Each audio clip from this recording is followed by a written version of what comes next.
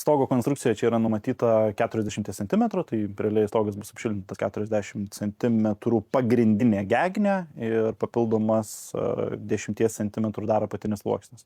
Tai bendroji sumoje turėsime visą 50 cm, tai jo, pusę metro vatos.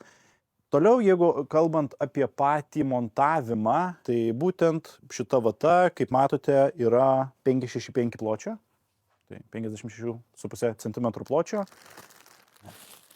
Ir mūsų pats karkasas yra daromas būtent tarpas 55 cm. Reiškia, mes turime centimetro įspraudą. Todėl vata, netgi išėmus ir apatinę paką, jinai niekada neiškris ir pilnai laikysis. Netgi išėmus ir viršutinį, mūsų vata niekada neiškris ir pilnai laikysis.